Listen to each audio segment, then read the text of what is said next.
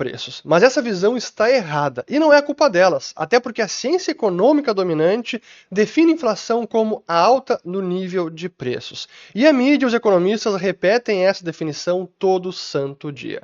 Mas os economistas da escola austríaca divergem desse entendimento, pois eles afirmam que o aumento de preços é o sintoma, é a consequência. Inflação é o aumento da oferta monetária. E embora os austríacos estejam muito mais próximos da verdade, essa definição omite nuances importantes do fenômeno inflacionário que podem comprometer análises, previsões e conclusões. Portanto, é necessário um refinamento e é exatamente isso que eu quero mostrar para vocês nesse vídeo. Até para que a gente possa identificar as corretas causas, os culpados e assim prescrever os remédios mais adequados para combater o fenômeno inflacionário. E esse vídeo não é nenhum clickbait, não é nenhuma treta, é realmente um debate econômico e eu vou construir o raciocínio de forma bem didática, então encaminhe também esse vídeo tanto para economistas, pessoas leigas, profissionais do mercado financeiro, investidores, bitcoinheiros, ele serve para todo mundo. E se você está chegando agora aqui no canal, meu nome é Fernando Ucha, quem fala de economia, mercados e investimentos. Se inscreva no canal também, ative as notificações e dê o joinha no vídeo. Tudo isso ajuda o YouTube a divulgar cada vez mais a nossa mensagem. Pois bem, a gente precisa começar explicando inflação utilizando as curvas de oferta e demanda. E eu vou começar explicando como funciona então a determinação de preço para qualquer bem, para qualquer mercadoria, para qualquer produto numa economia. Então aqui eu vou usar vários slides ao longo da nossa aula aqui sobre inflação e colocando então aqui as curvas de oferta e demanda, a curva em S, supply, oferta, a curva de demanda aqui em D em azul, o eixo X, quantidade, e o preço no eixo Y. Para uma dada quantidade ofertada e uma dada quantidade demandada, o preço é definido. Então, o preço é definido em função da oferta e demanda. É a equação de oferta e demanda que definem o preço de uma mercadoria. E para deixar essa ilustração ainda mais clara, vamos aqui usar um exemplo. Temos então aqui uma mercadoria, uma caixa de mercadoria qualquer, e 3 pessoas. Para esta quantidade ofertada e esta quantidade de demanda, representada pelas 3 pessoas, o preço definido para este produto ficou em 100 unidades monetárias. Mas se aumentarmos a oferta desta mercadoria, tudo mais constante, isso é, com a demanda inalterada, o preço da mercadoria tende a cair. Portanto, o preço iria para cerca de 34 unidades monetárias. Agora tem o triplo de mercadoria que havia anteriormente.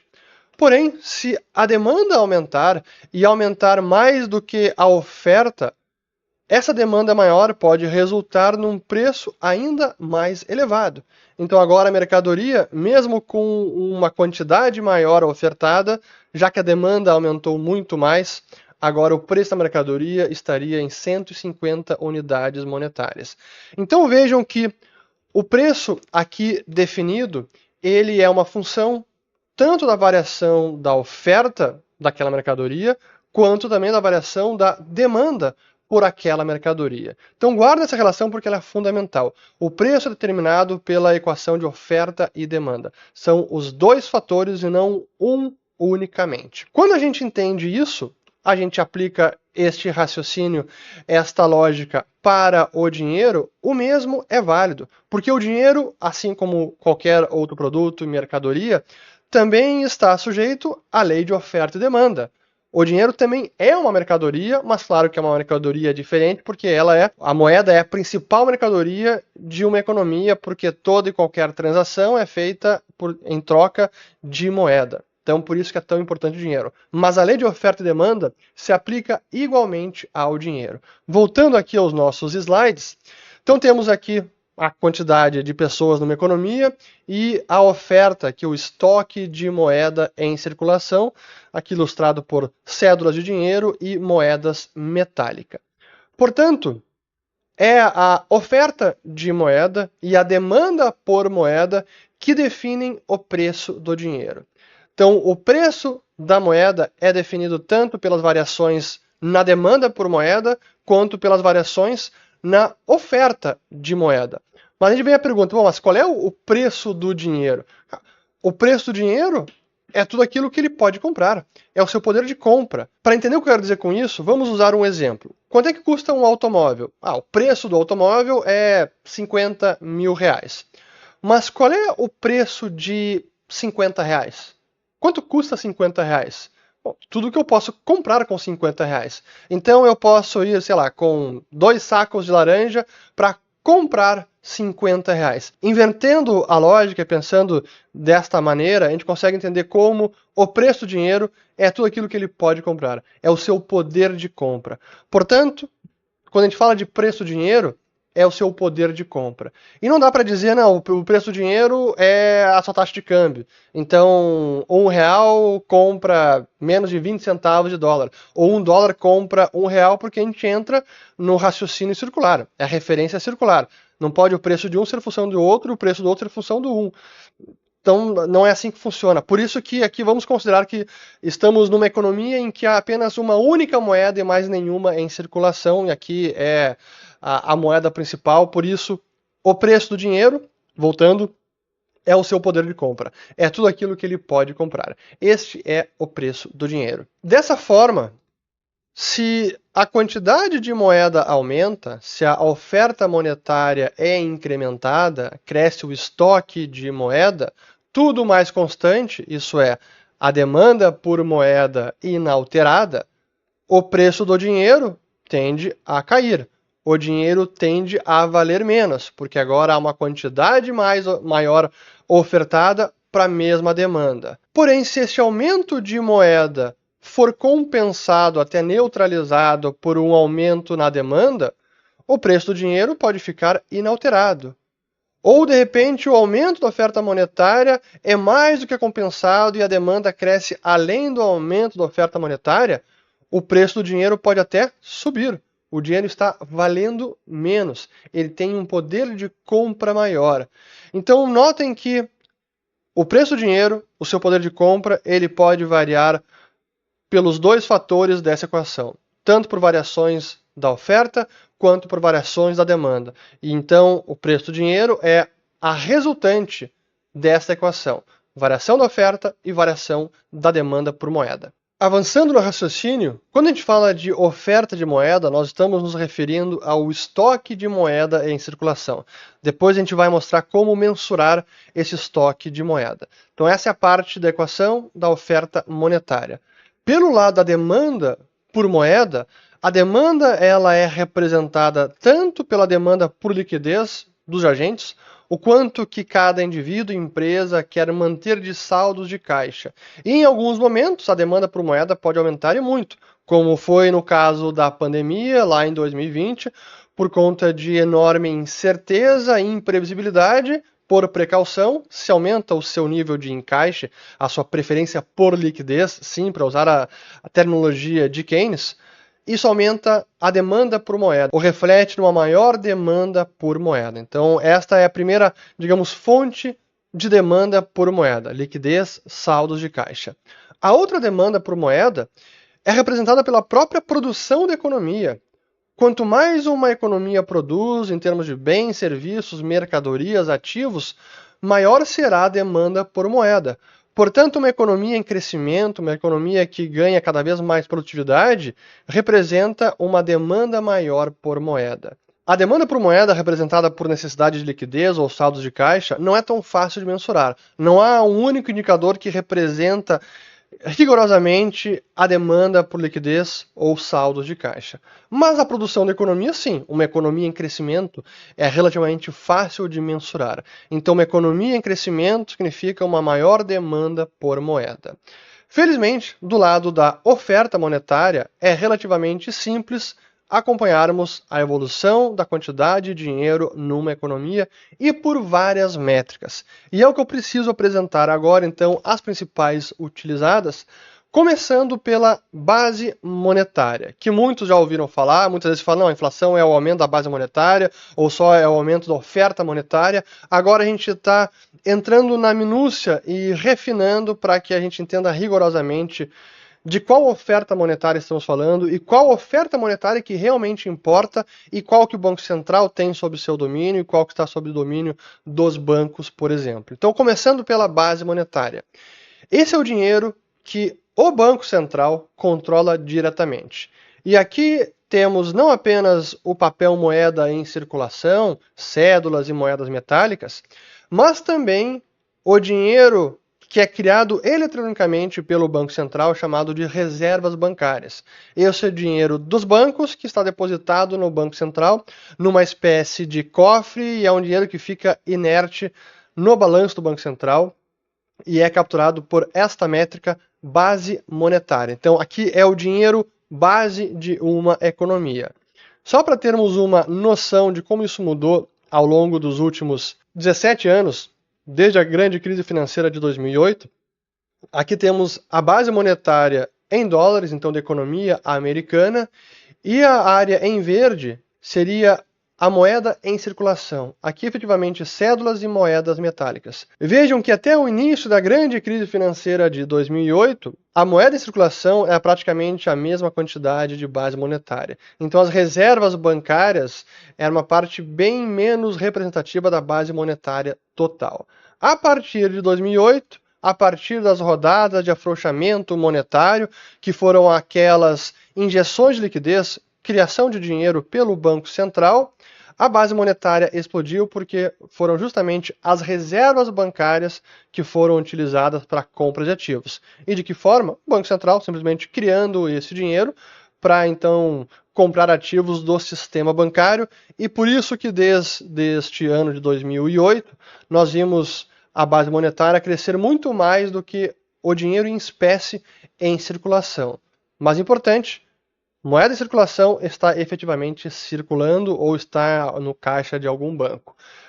Aqui, reservas bancárias, que é o restante da base monetária, é o dinheiro eletrônico, simplesmente escritural, criado pelo Banco Central e que está depositado no Banco Central e é de titularidade dos bancos. E por que essa explicação tão detalhada sobre a base monetária? Porque esta é apenas uma parte da oferta monetária total numa economia. E nem a parte principal quando a gente fala de o dinheiro que está efetivamente circulando. E circulando no sentido de o dinheiro que é utilizado para realizar pagamentos, transações no dia a dia, entre indivíduos, entre empresas. Esse dinheiro que está efetivamente circulando, ele vai além da moeda em espécie, das cédulas, das moedas metálicas, porque ele também engloba os depósitos bancários, depósitos à vista, depósitos de poupança, depósitos a prazo.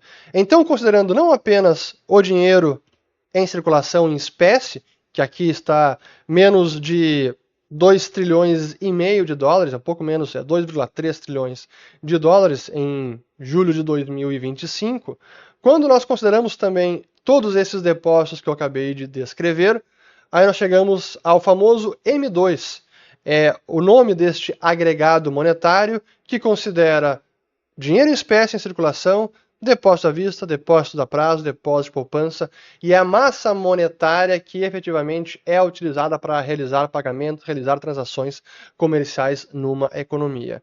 E essa é a mais importante quando nós buscamos acompanhar o crescimento da oferta monetária.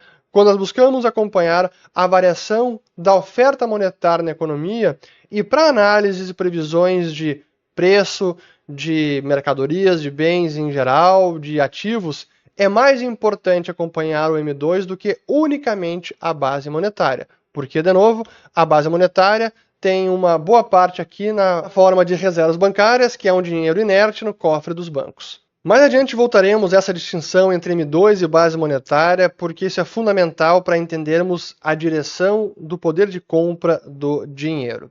Agora notem que, até o momento, à exceção lá da introdução deste vídeo, nós falamos de oferta de moeda, oferta monetária, demanda por moeda, dinheiro em espécie, M2, base monetária, dinheiro em circulação, mas até o momento não falamos nada de inflação. Agora a gente pode, então, finalmente, refinar a definição de inflação da seguinte forma. Inflação é a perda de poder de compra do dinheiro. É a queda do preço do dinheiro. Quando o dinheiro vale menos, quando o dinheiro ele compra menos, esse fenômeno que nós definimos de inflação. E inflação pode ocorrer tanto por um aumento da oferta monetária, que não é compensada por um aumento da demanda por moeda. Mas se ambos os fatores são importantes na definição do preço do dinheiro, podemos ter inflação mesmo com um estoque de moeda inalterado, mas se a demanda por moeda cair mais, podemos ver o preço do dinheiro também caindo, portanto, menor poder de compra, isto é, inflação. E, logicamente, deflação é o efeito oposto. É o aumento do poder de compra do dinheiro.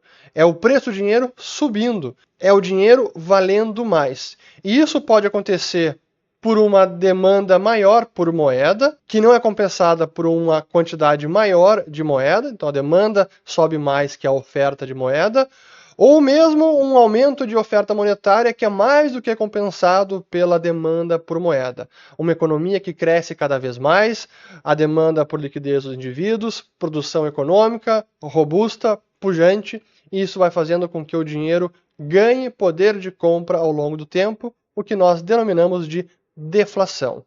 Aumento de poder de compra do dinheiro. E como se manifesta esta variação no poder de compra do dinheiro?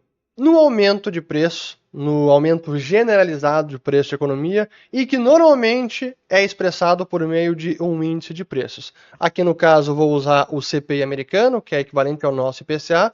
Aqui temos o nível de preços, um índice de preços ao consumidor, e aqui temos a sua variação anual, o quanto que variou o índice de preços ano contra ano. Então, é uma taxa de variação dos preços em uma economia e que é o sintoma de um dinheiro que está valendo cada vez menos. Portanto, a causa é o aumento da oferta monetária que não é compensada por um aumento da demanda por moeda. O fenômeno é a inflação, o dinheiro perdendo cada vez mais valor. A consequência, o sintoma, é o aumento dos preços. Por isso que sempre que eu falo de inflação e perda de poder de compra do dinheiro, eu busco mostrar este gráfico que captura perfeitamente, de maneira muito gráfica, como o dinheiro vai valendo menos ano após ano, ou o preço do dinheiro não para de cair, ou o dinheiro que compra cada vez menos. O seu poder de compra está sendo dizimado. Aqui o dólar americano, desde 1913 até o momento, valia 100, agora vale 3. Esse é o nível de perda de poder de compra do dólar americano em pouco mais de 100 anos. Praticamente 97% de perda no seu poder de compra. Agora, voltando aqui às causas da inflação, eu afirmei que o preço do dinheiro ele é definido tanto pela oferta quanto pela demanda por moeda.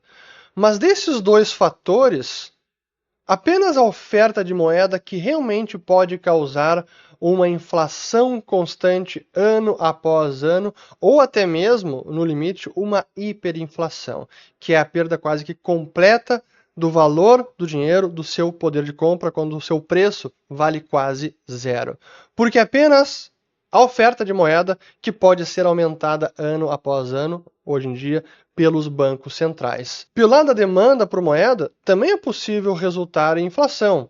Se a economia tem algum choque externo, o nível de produção cai muito, ou as próprias pessoas decidem consumir mais e se desfazer do seu caixa, isso pode resultar numa inflação, numa perda de poder de compra do dinheiro, mas é algo mais momentâneo, passageiro, porque, não tem como as pessoas não demandarem nada de dinheiro. Algum nível de caixa, algum saldo é preciso manter. E 2, pelo lado da produção da economia, é difícil imaginar uma economia que produz cada vez menos ano após ano, a não ser casos excepcionais, como Venezuela mais recentemente, mas uma economia em situação normal, é difícil uma hipótese em que ela produz cada vez menos ano após ano, a ponto de gerar uma inflação, a perda de poder de compra do dinheiro, continuada.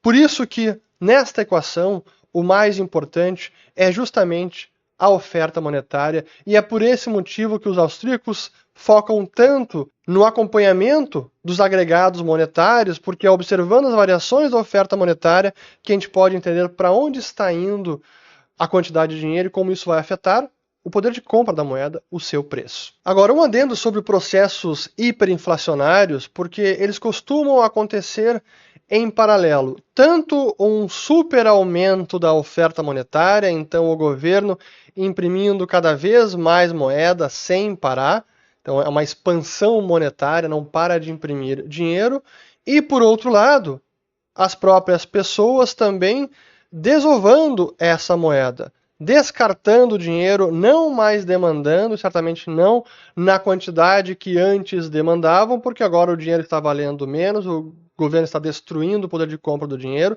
destruindo o seu preço, então as pessoas, em paralelo à impressão de dinheiro, também costumam diminuir a sua demanda. Então, em processos hiperinflacionários, especialmente no fim desses processos, conjuntamente há uma impressão excessiva de moeda e também um colapso na demanda por moeda. E a demanda só não cai a zero, então zero de demanda por moeda, por conta de leis de curso legal que obrigam cidadãos a usar a moeda emitida por um banco central, por um governo, mesmo num período hiperinflacionário. Para fecharmos, mais alguns comentários importantes. Nós vimos anteriormente, vou até voltar aqui no slide, que a única fonte de inflação perene, isso é, a perda constante do poder de compra do dinheiro ano após ano, então inflação ano após ano, ela só pode ocorrer pelo lado da oferta monetária. Então é porque o dinheiro vai sendo expandido, a quantidade de dinheiro vai se expandindo ao longo do tempo. Este é o principal causador de inflação, queda do preço do dinheiro ano após ano. Mas qual oferta de moeda? É base monetária ou é o M2? Aí a gente precisa entender as nuances de cada um desses agregados, porque a verdade é que o único fator capaz de desvalorizar o dinheiro ano após ano, de manter uma inflação ao longo de anos, de décadas, de séculos, é o aumento da base monetária que está sob controle do Banco Central. E por que isso? Por mais que boa parte dessa base monetária que eu mostrei antes não esteja circulando efetivamente na economia, aqui o dinheiro em espécie é mais ou menos 12,3 trilhões, a base monetária está quase em 6, a capacidade dos bancos de criar dinheiro por meio de empréstimos, os depósitos à vista, a prazo, poupança, essa capacidade ela é restringida, ela é condicionada pela base monetária. Então, o M2 que nós vimos aqui, que ele é criado sim pelos bancos, ele depende da expansão da base monetária. Se o Banco Central cessar e parar de imprimir dinheiro e deixar a base monetária inalterada, os bancos não conseguem criar dinheiro ilimitadamente. Então, em última instância, é sim o Banco Central, por meio da base monetária, que controla o crescimento da oferta monetária numa economia, e esse, portanto, é o principal fator de inflação no longo prazo. E por que eu frisei no longo prazo? Porque pode haver alguns momentos em que uma disparada da base monetária não resulte em inflação, em perda de poder de compra do dinheiro. E foi exatamente isso que nós vimos depois da grande crise financeira. Voltando aqui ao nosso gráfico, o que nós tivemos aqui foi uma disparada da base monetária, porém, este aumento de base monetária não resultou em disparada no M2. Isso não aconteceu.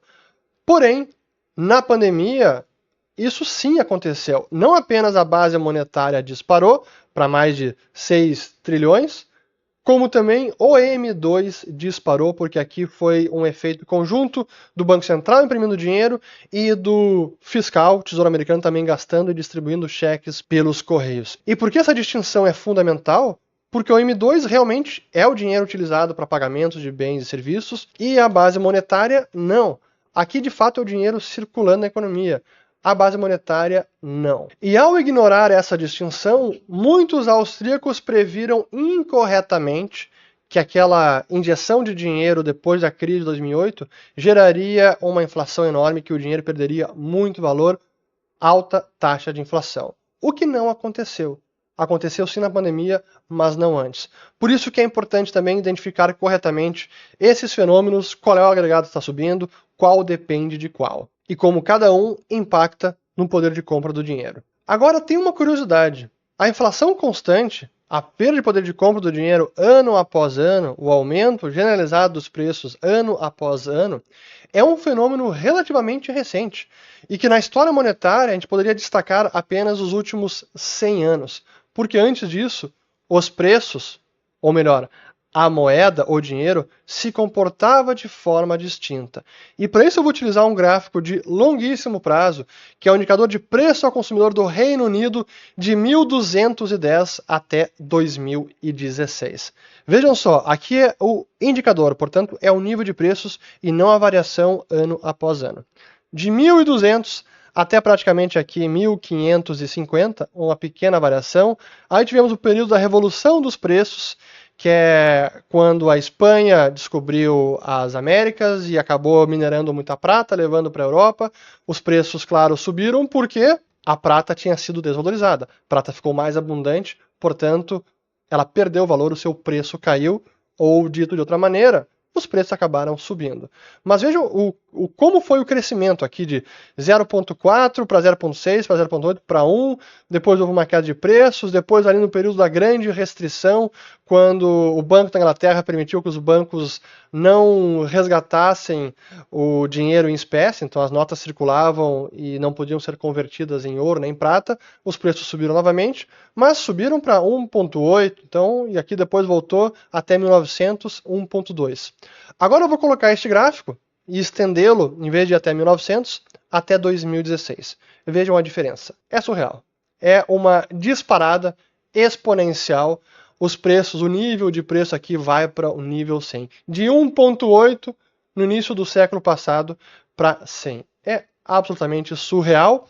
E num período em que a inovação tecnológica, o crescimento econômico, a disrupção, cara, tanta coisa foi criada, desenvolvida, a economia cresceu tanto que não é estranho que isso tenha acontecido num período de mais pujança econômica da história, de criação de riqueza, de criação, inovação tecnológica, ainda assim os preços dispararam dessa maneira. Pois colocando agora a variação anual desse nível de preços, vejam só que interessante.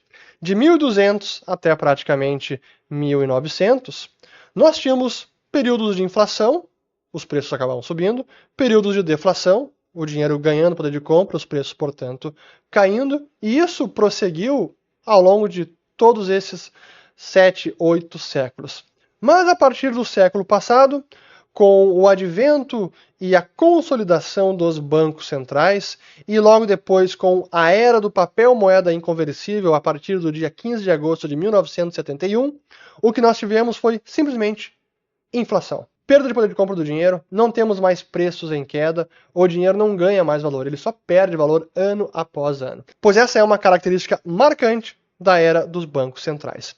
E para encerrar, terminar agora com novamente as definições de inflação, para concluir então que o Mises, que para mim tinha a melhor definição lá no seu primeiro livro, dizendo que era a perda de compra do dinheiro, portanto, aumentos dos preços é o sintoma, e a inflação, o dinheiro perdendo valor, esse é o fenômeno. Quando os austríacos hoje falam que inflação é o aumento da oferta monetária, na verdade essa é a principal causa. Enquanto o mainstream diz que inflação é o aumento de preços, eles estão se referindo à consequência, ao sintoma da perda de poder de compra do dinheiro. E por que essa diferença ela é fundamental? Porque se você identifica que o problema e que a inflação é o aumento de preços, o culpado pelo aumento de preços é o empresário, é o comerciante. É ele que está lá remarcando preços. Então, o remédio, normalmente, do mainstream, da ciência dominante, é atacar os preços. É congelar preços, é tabelar, é controlar os preços. E eles estão, assim, atacando os sintomas e não as causas. Já os austríacos, aí muito corretamente, vão atacar as causas. É conter a expansão monetária, conter o aumento da oferta monetária. E aí quem são os culpados? O governo e o Banco Central. É naquela analogia do termômetro. Se você está com febre e você coloca um termômetro, a temperatura começa a subir. Os economistas do mainstream, eles vão quebrar o termômetro. Os austríacos vão atacar as raízes do problema, a causa, e assim prescrever o remédio correto para combater a doença e não simplesmente combater o sintoma. Essa é a crucial distinção e nesse ponto os austríacos estão repletos de razão. Espero que esse vídeo compartilhem, se inscrevam no canal, ativem o sininho. Conheço também o Follow the Money, vou colocar aqui mais alguns vídeos sobre este assunto. E acho que é isso. Dê o joinha, valeu, até o próximo.